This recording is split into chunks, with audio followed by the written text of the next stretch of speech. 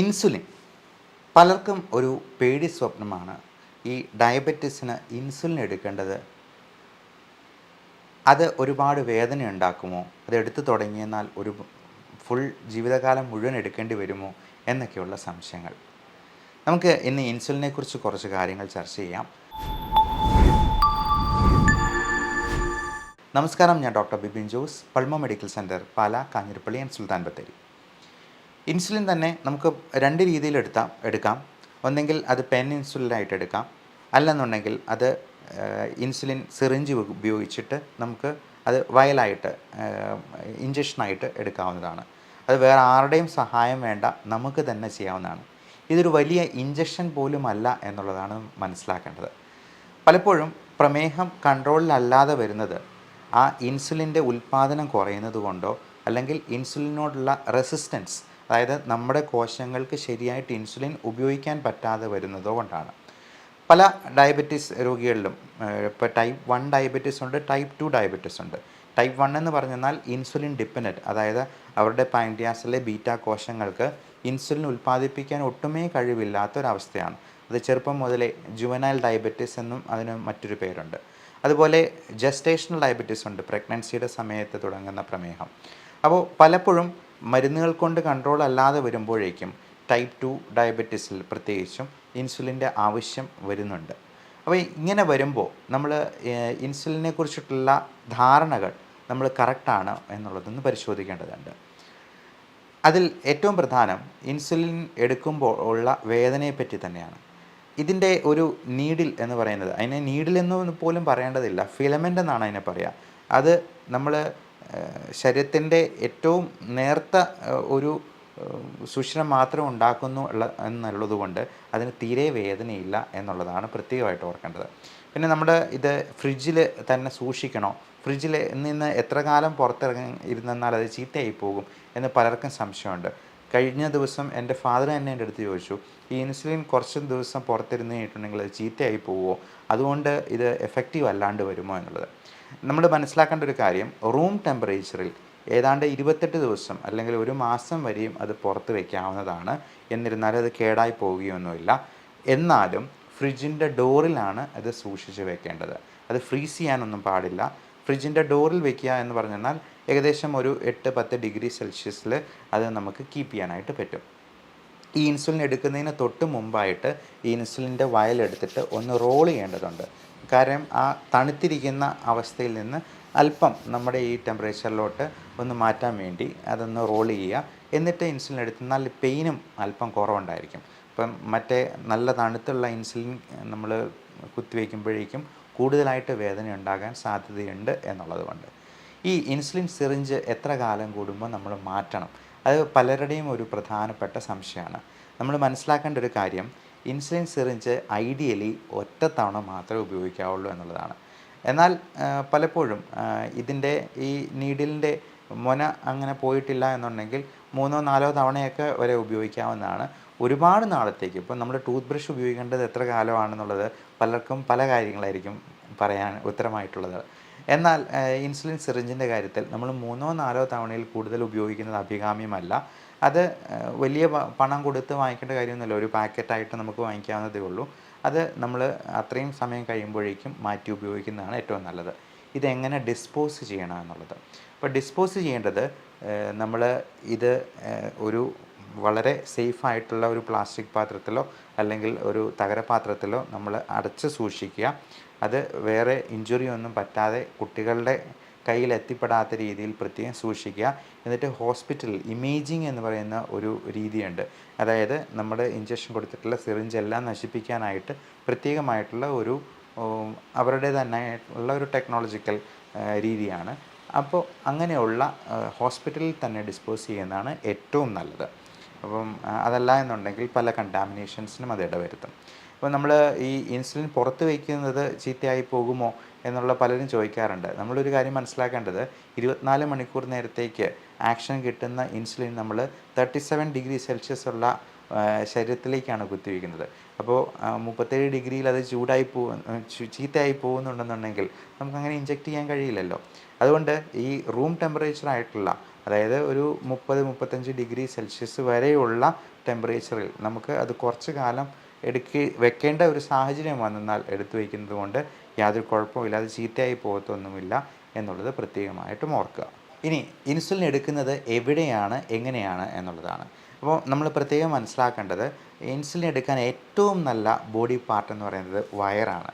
വയറിൽ പൊക്കിളിന് തൊട്ട് അരികിലല്ല, പൊക്കിളിൽ നിന്നും ഒരു 3-4 വിരലുകൾ അകലം ഇട്ട് അവിടെ നമുക്ക് അല്പം സ്കിൻ ഇങ്ങനെ പിഞ്ച് ചെയ്തിട്ട് നമ്മുടെ തമ്പും ചൂണ്ടുവിരലും കൊണ്ട് ചെറുതായിട്ടൊന്ന് പിഞ്ച് ചെയ്തെടുത്തിട്ട് ആണ് ഇഞ്ചക്ഷൻ കുത്തിവയ്ക്കുക. ഈ ഇൻസുലിൻ എടുക്കുമ്പോൾ നമ്മൾ 90 ഡിഗ്രിയിലാണ് കുത്തിവയ്ക്കേണ്ടത്. അതൊരിക്കലും ചെരിച്ചോ അല്ലെങ്കിൽ മറ്റേതെങ്കിലും രീതിയിൽ ആംഗിളിലോ ഒന്നുമല്ല, 90 ഡിഗ്രിയിൽ നേരെയാണ് കുത്തിവയ്ക്കേണ്ടത്. എന്നാലേ അത് കറക്റ്റായിട്ട് ഇഞ്ചക്റ്റഡ് ആവത്തുള്ളൂ. പ്രത്യേകമായിട്ട് നോട്ട് ചെയ്യേണ്ട ഒരു കാര്യം, മുഴുവനായിട്ടും ഇഞ്ചക്റ്റ് ചെയ്ത് നമ്മൾ ആ പഞ്ചർ ഫുള്ളായിട്ട് താത്തിയതിന് ശേഷം ഒരു 10 സെക്കൻഡ് വെച്ചിട്ട് മാത്രം ഈ സിറിഞ്ച് എടുക്കുക. അല്ലാതെ നമ്മൾ ആ സിറിഞ്ച് ഉടനെ തന്നെ എടുത്തു കഴിഞ്ഞാൽ ഇൻസുലിൻ പലപ്പോഴും അത് പുറത്തു പോകാനും അത് യൂസ്ലെസ് ആകാനും സാധ്യതയുണ്ട് എന്നുള്ളത് പ്രത്യേകം ഓർക്കുക. അപ്പം നല്ലപോലെ കുത്തി വെച്ചതിന് ശേഷം മാത്രം പ്ലഞ്ചർ അമർത്തിയതിന് ശേഷം ഒരു 10 വരെ ഒന്ന് എണ്ണിയതിന് ശേഷം മാത്രം അത് എടുക്കുക. എന്നാലേ ഇൻസുലിൻ പൂർണ്ണമായിട്ടും ഇഞ്ചക്റ്റഡ് ആവത്തുള്ളൂ എന്നുള്ളത് ഓർക്കുക. ഇനി ഇൻസുലിൻ കാർട്രിഡ്ജായിട്ട് പെൻ ഇൻസുലിനാണ് ഉപയോഗിക്കുന്നതെങ്കിൽ അത് വിദേശത്തു നിന്ന് വാങ്ങിക്കുന്നതിൻ്റെ ചിലപ്പോൾ യൂണിറ്റ്സിൽ വ്യത്യാസം ഉണ്ടാകും. അപ്പോൾ ചിലപ്പോൾ 100 യൂണിറ്റ്സിൻ്റെ ഇൻസുലിൻ സിറിഞ്ചോ അല്ലെന്നുണ്ടെങ്കിൽ നമ്മൾ ഈ വയലിൽ തന്നെ കാർട്രിഡ്ജിൽ തന്നെ ഇതിൻ്റെ വ്യത്യാസമുണ്ടാകും. അപ്പോൾ അത് പ്രായമായവരൊക്കെ ആണെന്നുണ്ടെങ്കിൽ മക്കളായിട്ട് അത് നോക്കി കൃത്യമായിട്ട് എടുത്തു കൊടുക്കാനായിട്ട് പ്രത്യേകം ശ്രദ്ധിക്കുക. ഇനി ഇൻസുലിൻ തന്നെ പലതരത്തിലുള്ള ഇൻസുലിൻ ഉണ്ട്. Short acting insulin, long acting insulin, ഇത് രണ്ടും മിക്സ് ചെയ്തിട്ടുള്ള 30-70 കോമ്പിനേഷനിൽ വരുന്ന ഇൻസുലിൻ ഉണ്ട്. അപ്പോൾ അതേപോലെ തന്നെ ലോങ് ആക്ടിങ്ങും അൾട്രാ ലോങ് ആക്ടിങ് ഇൻസുലിനും ഉണ്ട്. ലോങ് ആക്ടിങ് ഇൻസുലിൻ വന്നാൽ 24 മണിക്കൂർ നേരത്തേക്ക് ഒറ്റ കുത്തിവയ്പ്പെടുത്താൽ മതിയാവും. അതുപോലെ അൾട്രാ ലോങ് ആക്ടിങ് ഉണ്ട്. ഒരാഴ്ചത്തേക്ക് ഒരു പ്രാവശ്യം ഇഞ്ചക്ഷൻ എടുത്തു കഴിഞ്ഞാൽ നമുക്ക് അത്രയും എഫക്റ്റ് ഉണ്ടാകുന്ന, അത്രയും കാലത്തേക്ക് നിൽക്കുന്ന ഇൻസുലിൻ ഉണ്ട്. അപ്പോൾ ഇതിന് അല്പം കൂടി വില കൂടുതലാണ്. എന്നാൽ സാധാരണയായിട്ടുള്ള ഈ മിക്സ്ചറായിട്ടുള്ള ഹ്യൂമൻ മിക്സ്ഡ് പോലുള്ള ഇൻസുലിനൊക്കെ 150 രൂപയിൽ താഴെയുള്ളൂ എന്നുള്ളത് കൊണ്ട് ഏറ്റവും എക്കണോമിക്കലായിട്ടുള്ള കാര്യവും ഇത് തന്നെയാണ്. പിന്നെ ഏറ്റവും പ്രത്യേകം ശ്രദ്ധിക്കേണ്ട ഒരു കാര്യം, നമ്മൾ ഒരുപാട് വില കുറച്ച് എവിടുന്നെങ്കിലും ഇൻസുലിൻ കിട്ടുന്നുണ്ടെങ്കിൽ, ഇൻസുലിൻ എന്നല്ല എന്ത് മരുന്നുകളാണെങ്കിലും നമുക്ക് ഒരുപാട് വില കുറച്ച് കിട്ടുന്നുണ്ടെങ്കിൽ അതിൻ്റെ ഗുണമേന്മയിൽ നമ്മൾ ഉറപ്പ് വരുത്തണം എന്നുള്ളതാണ്. പലപ്പോഴും ഒത്തിരി വില കുറച്ച് കൊടുക്കുന്ന ഇൻസുലിനാണെങ്കിലും മറ്റ് മരുന്നുകളാണെങ്കിലും അത് എവിടുന്നെങ്കിലുമൊക്കെ നമുക്ക് ഫ്രീ ആയിട്ട് കിട്ടുന്നതൊക്കെയുള്ള മരുന്നുകൾ അത് അത്രയും ലാഭത്തിന് കിട്ടുന്നു എന്ന് കരുതി അത് വാരി വലിച്ച് കഴിക്കരുത്. പകരം അതിൻ്റെ ഗുണമേന്മ കൃത്യമായിട്ട് ഉറപ്പ് വരുത്തിയതിന് ശേഷം മാത്രം കഴിക്കുക. അല്ലെങ്കിൽ നമ്മൾ ഇച്ചിരി പൈസയാണെങ്കിൽ കൊടുക്കുന്നതെങ്കിൽ ആ പണം നഷ്ടമാകും. പണം മാത്രമല്ല, കൂടെ ആരോഗ്യവും നഷ്ടമാകാൻ സാധ്യതയുണ്ട് എന്നുള്ളത് പ്രത്യേകം ഓർക്കുക. നമ്മൾ ഇൻസുലിൻ കുത്തിവയ്ക്കുന്നതിന് മുമ്പ് ഏറ്റവും പ്രധാനപ്പെട്ട ഒരു കാര്യം ആൽക്കഹോൾ സ്വാബ് വെച്ചിട്ട് നല്ലപോലെ ക്ലീൻ ചെയ്യുക എന്നുള്ളതാണ്. പലപ്പോഴും അടുക്കള ജോലി ചെയ്യുന്നവരോ അല്ലെങ്കിൽ വീട്ടിൽ പണിയെടുക്കുന്നവരോ ഒക്കെ ആ വേർപ്പും ആ പൊടിയും എല്ലാമായിട്ട് ഇഞ്ചക്ഷൻ എടുത്തു കഴിഞ്ഞാൽ ചിലപ്പോൾ അവിടെ കല്ലിച്ച് വരാറുണ്ട്. അതുപോലെ നമ്മൾ ഓരോ പ്രാവശ്യവും ഇഞ്ചക്ഷൻ എടുക്കുമ്പോൾ ഈ സൈറ്റ് റൊട്ടേറ്റ് ചെയ്യേണ്ടതുണ്ട്. നമ്മൾ ഓരോ വിരൽ അകലത്തിൽ രണ്ടാമത് ഇഞ്ചക്ഷൻ എടുക്കുമ്പോൾ ഒരു വിരൽ അകലത്തിൽ മാത്രം ഇഞ്ചക്ഷൻ എടുക്കാനായിട്ട് ശ്രദ്ധിക്കുക. ഈ സൈറ്റ് ഇങ്ങനെ റൊട്ടേറ്റ് ചെയ്ത് അത് നമുക്ക് വേണമെങ്കിൽ തൈസിൽ, അതായത് നമ്മുടെ തുടയിൽ എടുക്കാം, ഇനി മറ്റൊരാളുടെ സഹായത്തോടു കൂടി കയ്യിലെടുക്കാം, ബട്ടക്സിലെടുക്കാം. ഏറ്റവും നല്ലത് നമ്മുടെ വയറിൽ തന്നെ എടുക്കുന്നതാണ്. കാരണം ഒരാൾക്ക് തന്നെ അത് എടുക്കാവുന്നതാണ്. ഏറ്റവും കൂടുതൽ ഇൻസുലിൻ അബ്സോർപ്ഷൻ ഉള്ളതും വയറിന് ചുറ്റും, പൊക്കിളിന് ചുറ്റും എടുക്കുന്നതാണ് എന്ന് പല പഠനങ്ങളിലും വ്യക്തമായിട്ടുമുണ്ട്. പലരുടെയും ഒരു പ്രധാനപ്പെട്ട സംശയമാണ് ഇൻസുലിൻ എടുത്തു തുടങ്ങിയെന്നാൽ പിന്നെ ജീവിതാവസാനം വരെ ഇൻസുലിൻ എടുക്കേണ്ടി വരുമോ എന്നുള്ളത്. എന്നാൽ മനസ്സിലാക്കേണ്ട ഒരു സത്യം, നമ്മൾ ഏർലി സ്റ്റേജിൽ ഇൻസുലിൻ തുടങ്ങിയെന്നാൽ പലപ്പോഴും ഡയബറ്റിസ് റിവേഴ്സ് ചെയ്യാൻ പറ്റുമെന്നുള്ളതാണ്. അതായത് നമ്മുടെ ബീറ്റാ സെൽസിൻ്റെ കോശങ്ങളെ പുനരുജ്ജീവിപ്പിക്കാനായിട്ടും ചിലപ്പോൾ ഏർലി ട്രീറ്റ്മെൻറ്റ് വിത്ത് ഇൻസുലിൻ സാധിക്കും എന്നുള്ളതാണ് ഏറ്റവും പുതിയ പഠനങ്ങൾ കാണിക്കുന്നത്. അതുകൊണ്ട് ഇൻസുലിൻ എടുക്കാനായിട്ട് ഭയപ്പെടേണ്ട. നമ്മൾ ഈ പ്രമേഹം എന്ന അസുഖത്തെയാണ് പേടിക്കേണ്ടത്. ഇതിൻ്റെ മരുന്നുകൾ കഴിച്ചിട്ട് ആരുടെയും കിഡ്നി അടിച്ചു പോയിട്ടില്ല. മരുന്നുകൾ കഴിച്ചുകൊണ്ട് ആർക്കും ഒരു ദോഷം ഉണ്ടായിട്ടില്ല. എന്നാൽ പ്രമേഹം കൺട്രോളിലല്ലാതെ വരുമ്പോൾ മിക്കവാറും ഒരു 200-300 ഒക്കെ ആയിട്ട് ഇങ്ങനെ നടക്കും. കുറേ നാൾ കഴിയുമ്പോഴത്തേക്കും എന്തെങ്കിലുമൊക്കെ കോംപ്ലിക്കേഷൻ എത്തിപ്പെടുമ്പോഴായിരിക്കും അവർ മരുന്ന് കഴിച്ചേക്കാം, എന്നാൽ ഡോക്ടർ പറഞ്ഞതല്ല കഴിച്ചേക്കാമെന്ന് വിചാരിക്കുന്നത്.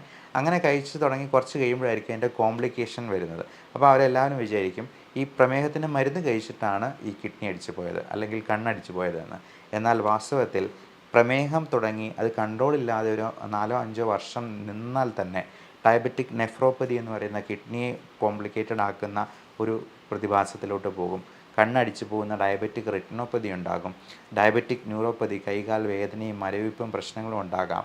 ഇനി ഹാർട്ട് അറ്റാക്കും സ്ട്രോക്കും ക്യാൻസറും വരെ വരാനുള്ള സാധ്യത 10 മടങ്ങ് കൂടുകയാണ് ഈ പ്രമേഹ രോഗികളിൽ നിന്നുള്ള സത്യം മനസ്സിലാക്കുക. അതുകൊണ്ട് തന്നെ ഈ ഇൻസുലിൻ എന്ന് പറയുന്നത് നമ്മുടെ ശരീരത്തിൽ ഉൽപ്പാദിപ്പിക്കുന്ന ഒരു ഹോർമോണാണ്. ഈ ഹോർമോൺ നമ്മൾ പുറമേ നിന്ന് ഇഞ്ചക്ഷനായിട്ട് സപ്ലിമെൻറ്റ് ചെയ്യുന്നു. ഈ ഹോർമോൺ നമ്മൾ ഗുളികയായിട്ട് കഴിക്കാൻ പറ്റില്ല. കാര്യം അതൊരു പ്രോട്ടീനാണ്. അത് നമ്മുടെ വയറ്റിൽ ചെന്ന് കഴിഞ്ഞാൽ അത് ദഹിച്ചു പോവുകയത്തേ ഉള്ളൂ. അതിൻ്റെ ആക്ഷൻ കിട്ടത്തില്ല എന്നുള്ളത് കൊണ്ടാണ് ഈ ഹോർമോൺ ഇഞ്ചക്ഷനായിട്ട് കൊടുക്കേണ്ടതായിട്ട് വരുന്നത്.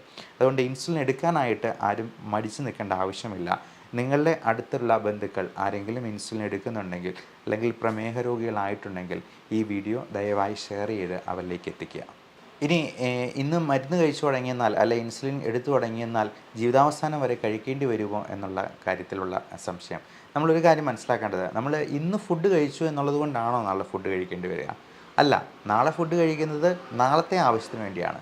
ഇന്ന് ഫുഡ് കഴിക്കുന്നത് ഇന്ന് നമുക്ക് ഫുഡിൽ നിന്നും കിട്ടുന്ന എനർജിയുടെ ആവശ്യത്തിനാണ്.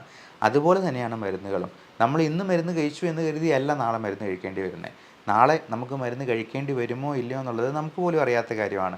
എന്നെ സംബന്ധിച്ചിടത്തോളം എൻ്റെ 2 പേരൻസും പ്രമേഹ രോഗികളാണ്. അതുകൊണ്ട് തന്നെ എനിക്ക് ഡയബറ്റീസ് ഉണ്ടാകാനുള്ള സാധ്യത 80%-ലധികമാണ്. എന്നാൽ എനിക്ക് എൻ്റെ ആരോഗ്യത്തിൽ ശ്രദ്ധിച്ചെന്നാൽ എൻ്റെ ഡയറ്റും എക്സസൈസും ശ്രദ്ധിച്ചെന്നാൽ ഒരു 50 ചിലപ്പോൾ 60 വയസ്സ് വരെയൊക്കെ ഈ ഡയബറ്റീസിൻ്റെ തുടക്കം എനിക്ക് പോസ്റ്റ്പോൺ ചെയ്ത് നിർത്താൻ പറ്റും എന്നുള്ളത് മാത്രം. അല്ലാതെ അത് നമുക്ക് പൂർണ്ണമായിട്ടും ഒഴിവാക്കാനായിട്ട് പലപ്പോഴും സാധിച്ചു എന്ന് വരത്തില്ല. ഇനി ഇൻസുലിൻ എടുക്കുമ്പോൾ നമ്മുടെ കൃത്യമായിട്ടുള്ള ടൈട്രേറ്റ് ചെയ്തതിന് ശേഷം മാത്രം ഇൻസുലിൻ എടുക്കുക. ഇനി ഷുഗർ കുറഞ്ഞു പോകുമെന്നോ അല്ലെങ്കിൽ കൂടിപ്പോകുമെന്നോ സംശയമുണ്ടെങ്കിൽ നമ്മൾ ഇടയ്ക്കിടയ്ക്ക് ഒരു ഗ്ലൂക്കോമീറ്റർ വെച്ച് നോക്കി അത് ഡേറ്റും ടൈമും ഷുഗർ ലെവലും ഒരു ഡയറിയിൽ തന്നെ കുറിച്ച് വെക്കാനായിട്ട് ശ്രദ്ധിക്കുക. അതിനൊരു പേരും പറയും, self monitoring of blood glucose. നമ്മൾ ഇൻസുലിൻ എടുത്ത് തുടങ്ങുമ്പോൾ ആദ്യത്തെ ഒരു 3-4 ദിവസം നമ്മൾ ഭക്ഷണത്തിന് മുൻപും പിൻപും രാത്രിയിൽ ഒരു 10 മണിയാകുമ്പോഴും വേണമെങ്കിൽ നമുക്ക് ഇൻസുലിൻ നമ്മുടെ ഷുഗർ ലെവൽ നോക്കി ഒന്ന് എഴുതി വെച്ചെന്നാൽ ഡോക്ടർക്കും അത് കൃത്യമായിട്ട് ടൈട്രേറ്റ് ചെയ്ത് ഇൻസുലിൻ കൃത്യമായിട്ട് കൊടുക്കാനും. അതുപോലെ ഭക്ഷണത്തിലാണെങ്കിലും ഒരുപാട് ഏറ്റക്കുറച്ചിലുകൾ നടത്താൻ പാടില്ല. ഒരുപാട് കൂടുതലും കഴിക്കാൻ പാടില്ല, ഒത്തിരി കുറച്ചും കഴിക്കാൻ പാടില്ല. നമ്മൾ നോർമലായിട്ട് കഴിക്കേണ്ടത് എത്രയാണോ അതിനനുസരിച്ചിട്ടുള്ള ഇൻസുലിൻ ടൈട്രേറ്റ് ചെയ്തെടുക്കാനായിട്ട് ശ്രദ്ധിക്കുക. ഇനി ഇൻസുലിൻ്റെ കൂടെ നമ്മൾ ഗുളിക കൂടി എടുക്കേണ്ടി വരുമോ എന്ന് പലരുടെയും ചോദ്യമാണ്. അപ്പം നമ്മൾ ഈ ഗുളികയും കൂടി കഴിക്കുന്നത് പലപ്പോഴും പല രോഗികൾക്കും ആവശ്യമായിട്ട് വരും. കാരണം നമ്മുടെ ഉള്ള ഇൻസുലിൻ്റെ സെൻസിറ്റിവിറ്റി കൂട്ടാൻ പല മരുന്നുകൾക്കും വളരെ അത്ഭുതകരമായിട്ടുള്ള കഴിവുണ്ട്. അതുപോലെ തന്നെ ഇൻസുലിന് കോശങ്ങളെ വളരെ എളുപ്പത്തിൽ ഉപയോഗിക്കാനായിട്ട് വിനിയോഗിക്കാനായിട്ട് അതിൻ്റെ ആഗിരണം കൂട്ടാനായിട്ടും ഒക്കെ പല മരുന്നുകൾ കൊണ്ടും സാധിക്കും. ഇപ്പോൾ കിഡ്നിക്കോ ലിവറിനോ ഒന്നും യാതൊരു തരത്തിലുള്ള പ്രശ്നങ്ങളും ഉണ്ടാകാത്ത രീതിയിൽ SGLT2 ഇൻഹിബിറ്റേഴ്സ്, DPP4 ഇൻഹിബിറ്റേഴ്സ് എന്നൊക്കെ പേരിലുള്ള ഇപ്പോൾ ഡാപ്പാഗ്ലിഫോസിൻ, എംപാഗ്ലിഫോസിൻ, ടെൻലിഗ്ലിപ്റ്റിൻ, വിൽഡാഗ്ലിപ്റ്റിൻ, സിറ്റാഗ്ലിപ്റ്റിൻ എന്നിങ്ങനെയുള്ള മരുന്നുകളുണ്ട്. അത് നമ്മുടെ എക്സസ് ഷുഗറിനെ നമ്മുടെ മൂത്രത്തിലൂടെ തന്നെ, കിഡ്നിക്കൊന്നും ഒരു തരത്തിലുള്ള ദോഷം ഉണ്ടാകാത്ത രീതിയിൽ മൂത്രത്തിലൂടെ കളയുന്ന തരത്തിലുള്ള പുതിയ മരുന്നുകളാണ്. അപ്പോൾ ഇത്തരത്തിലുള്ള മരുന്നുകളെക്കുറിച്ച് നിങ്ങൾ ഡോക്ടറോട് ചോദിച്ച് മനസ്സിലാക്കുക. നിങ്ങളുടെ പ്രമേഹ രോഗികളായിട്ടുള്ള ബന്ധുക്കൾക്കോ സുഹൃത്തുക്കൾക്കോ ഒക്കെ ഈ വീഡിയോ ഷെയർ ചെയ്ത് കൊടുക്കാനായിട്ടും ഇൻഫോർമേഷൻ പാസ് ഓൺ ചെയ്യാനായിട്ടും ശ്രദ്ധിക്കുക. എല്ലാവർക്കും നല്ല ആരോഗ്യം ഉണ്ടാവട്ടെ. Love and regards, doctor Bibin Jose, pulmo medical centre, Pala, Kanjirappally and Sultan Bathery.